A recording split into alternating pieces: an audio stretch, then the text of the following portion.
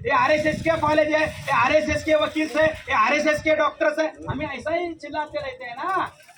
और ये सब आरएसएस का, आरएसएस इतना मजबूत है, आरएसएस ऐसा करने से हमको न्याय मिलने वाला नहीं है। हमको न्याय दिलाना है, हमको न्याय लेना है, हमको मुक्ति हासिल करना है, तो ताकत से लड़ना होगा, तब जाकर सफलता मिलेगी। ಯಾಕಂದ್ರೆ ಇವತ್ತಿನ ಇನ್ನೇ ಸಮಯದಲ್ಲಿ ನಮ್ಮ ಶತ್ರು ಆದ RSS ನಮ್ಗಿಂತ ಬಲಾಢ್ಯವಾಗಿದೆ. ಆದ ಕಾರಣ ನಾವು ಎಲ್ಲರೂ ಹೇಳ್ತೀವಿ, ಅವ್ರದೇ ಎಂಪೆಲ್ ಆಗ್ತಾ ಇದಾರೆ RSS ಮುಖಾಂತರ, ಇವೇ ಮುಖಾಂತರ ಅವ್ರು ಸರ್ಕಾರ ಮಾಡ್ತಾ ಇದಾರೆ, ಬಿಜೆಪಿ ಸರ್ಕಾರ ಮಾಡ್ತಾ ಇದಾರೆ, ಸರ್ಕಾರ MLA ಗಳು ಅವರೇ ಆಗ್ತಾ ಇದಾರೆ, MP ಗಳು ಅವರದೇ ಆಗ್ತಾ ಇದಾರೆ. RSS ನ ಡಾಕ್ಟರ್ ಅಂತ ಇದೀವಿ, RSS ನ ಇಂಜಿನಿಯರ್ ಅಂತ ಇದೀವಿ, RSS ನ ವಕೀಲ ಅಂತ ಇದೀವಿ. ಬರೀ ನಾವು ಬೊಬ್ಬೆ ಹೊಡ್ಕೊಂಡು ಕುಂತಾ ಇದೀವಿ. ಬೊಬ್ಬೆ ಹೊಡ್ಕೊಂಡು ಕುಂತ್ರೆ ಯಾವತ್ತಾದ್ರೂ ವ್ಯವಸ್ಥೆ ಪರಿವರ್ತನೆ ಆಗುತ್ತಾ? ಆ ವ್ಯವಸ್ಥೆ ಪರಿವರ್ತನೆ ಆಗ್ಬೇಕಂತ ಅಂದ್ರೆ ಶಕ್ತಿಯ ನಿರ್ಮಾಣ ಮಾಡ್ಬೇಕಾಗತ್ತೆ. ಆ ಶಕ್ತಿಯ ನಿರ್ಮಾಣ ಮಾಡೋ ಸಲುವಾಗಿನೇ ಈ ಸೆಂಟರ್ ಗಳ ನಿರ್ಮಾಣ ನಾವು ಮಾಡುತ್ತಿದ್ದೇವೆ. इसलिए साथियों हमने रणनीति बनाई। रणनीति क्या बनाई? आज आरएसएस के समाज में हजारों संगठन है, उनके हजारों संगठन है। उन्होंने क्या किया?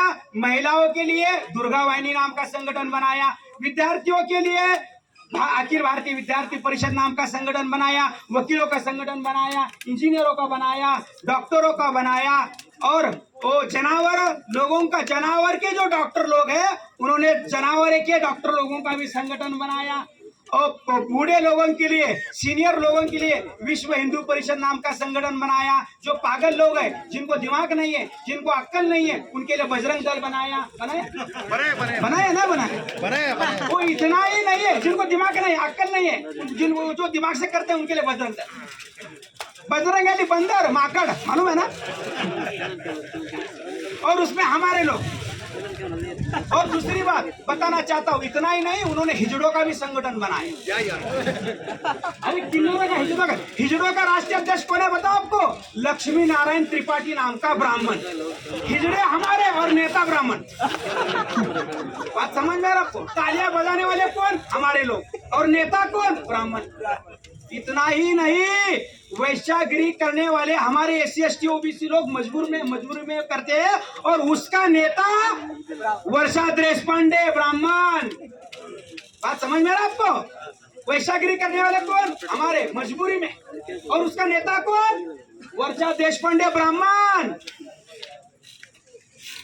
मेघा पाटकर ब्राह्मण, आदिवासियों की लीडर। वो आदिवासी है नहीं, ब्राह्मण है, लेकिन आदिवासियों की लीडर। समझ में आ रहा आपको? तमाशा बनाकर रखा हुआ है और हमारे लोग फंसे हुए हैं। हमने रणनीति क्या बनाई? हम रोते बैठने वाले नहीं है। अरे उनका इतना है, उनका है, हम काउंटर करेंगे। रोने वाले लोग कमजोर होते हैं, काउंटर करने वाले लोग शक्तिशाली होते हैं। ಇವತ್ತು ಶತ್ರು ಬೇರೆ ಬೇರೆ ವಿಧಗಳಲ್ಲಿ ಸಂಘಟನೆ ನಿರ್ಮಾಣ ಮಾಡಿದೆ. ब्राह्मण लोग उनकी व्यवस्था बनाने के लिए और उनकी व्यवस्था टिकाए रखने के लिए हिजड़े बन रहे हैं। बात समझ में? ब्राह्मण लोग उनकी व्यवस्था बनाने के लिए और उनकी व्यवस्था टिकाए रखने के लिए हिजड़े बन रहे हैं। हमारे मर्द लोग चुप बैठे हुए हैं। ಬ್ರಾಹ್ಮಣ ಸಮಾಜ ತಮ್ಮ ಸಮಾಜವನ್ನು ಬಲಿಷ್ಠ ಮಾಡೋ ಸಲುವಾಗಿ ಮಂಗಳಮುಖ ಆಗ್ತಾ ಇದ್ದಾರೆ, ಹಿಜಳಾಗ್ತಾ ಇದ್ದಾರೆ. ಆದ್ರೆ ನಮ್ಮಲ್ಲಿ ಇರ್ತಕ್ಕಂಥ ಪುರುಷರು ಇವತ್ತು ಸೈಲೆಂಟ್ ಆಗಿ ಕೂತಿದ್ದಾರೆ. इसलिए हमारी गुलामी मजबूत हो रही है। ಆದ ಕಾರಣ ಇವತ್ತಿನ ದಿವಸ ನಮ್ಮ ಗುಲಾಮರಿಗೆ ಏನಪ್ಪಾ ಅಂತಂದ್ರೆ ಇವತ್ತು ಸ್ಟ್ರಾಂಗ್ ಆಗಿದೆ. इसलिए संविधान खतरे में, बौद्ध धर्म खतरे में है। ಆದ ಕಾರಣ ಎಂದು ಸಂವಿಧಾನವೂ ಕೂಡ ಅಡಚಣೆಯ ನಿರ್ಮಾಣ ವಾತಾವರಣ ಆಗಿದೆ. ಅದೇ ರೀತಿ बौद्ध धर्म ಕೂಡ ಅಡಚಣೆಯ ವಾತಾವರಣ ನಿರ್ಮಾಣವಾಗಿದೆ. साथियों, संविधान को बचाना है, लोकतंत्र को बचाना है, बौद्ध धर्म को बचाना है। आज बौद्ध धर्म के सभी स्थल खतरे में। मालूम है आपको? जो बौद्ध गया है खतरे में है, दीक्षा भूमि खतरे में है, बाबा साहब अम्बेडकर का जन्म स्थल खतरे में है, और जो साकेत नगरी जिसको अयोध्या कहते हैं वो भी खतरे में, उसको अयोध्या में रूपांतरित किया, वो साकेत नगरी है। और उसके बाद नालंदा खतरे में है, तक्षशिला खतरे में, विक्रमशिला खतरे में। ये सब ब्राह्मणों के नियंत्रण में है। ये हमारे लोगों की वजह से है। ಯಾವ ರೀತಿ निश्चित में 10 मिनट में मैं खत्म करूंगा, क्योंकि आप सब लोगों को भूख लगी हुई है, पेट का। क्योंकि हमारे लोग पेट के बारे में ज्यादा सोचते हैं, क्योंकि समाज में 2 प्रकार का खाना होता है, 2 प्रकार का भोजन होता है। एक इंसान का और एक जानवर का। जो पेट का खाते हैं वो जानवर का होता है, जो विचारधारा दिमाग में जाती है वो इंसान का होता है। तो अभी हम सब लोगों को पेट का जाकर खाना खाना है, उसके पहले इंसान बनने के लिए विचारधारा सुननी है।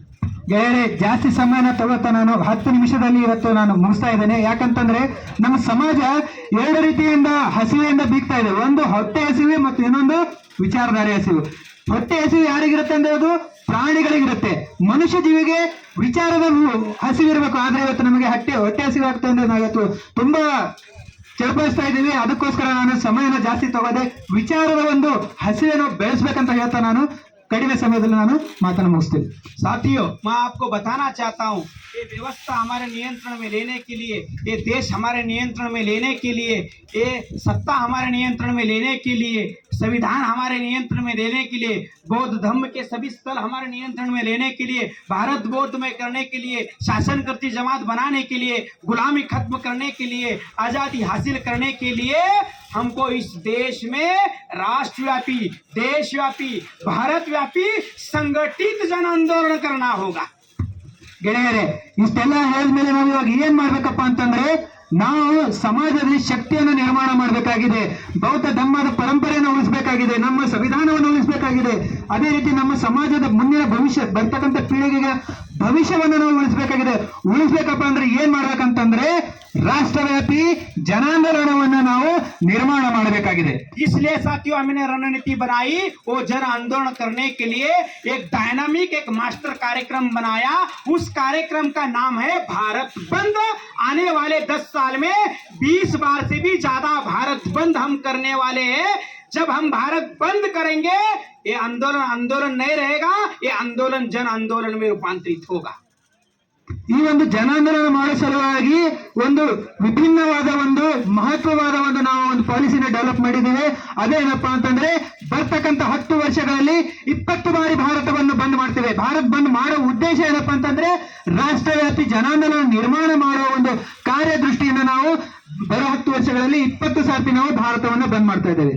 साथियों, हमने इसके पहले 4 बार भारत बंद किया। हमने इसके पहले 4 बार भारत बंद किया।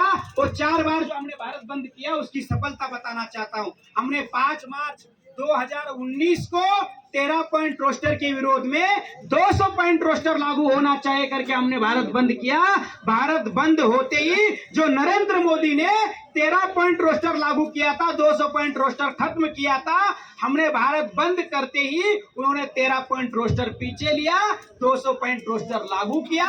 हमारी भारत बंद की वजह से हमारी सफलता है। ಬೇರೆ ಭಾರತ್ ಬಂದ್ರೆ ಯಶಸ್ವಿ ಅನ್ನುತ್ತಾ ಮುಂದೆ ನಾನು ಹೇಳಕ್ ಇಚ್ಛೆ ಪಡ್ತಾ ಇದ್ದೀನಿ.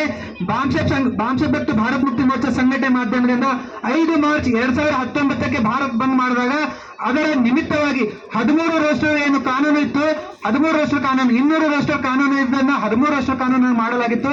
ಅದನ್ನ ಸರ್ಕಾರ ವಾಪಸ್ ತಗೊಂಡು ಮತ್ತೆ 200 ರೋಸ್ಟರ್ನ ಮಾಡಲಾಗಿದೆ. ಇದು ಒಂದು ನಮ್ಮ ಸಫಲತೆಯ ಮೊದಲನೇ ಹೆಜ್ಜೆ ಆಗಿದೆ. क्योंकि नरेंद्र मोदी बहुत तकड़ू है।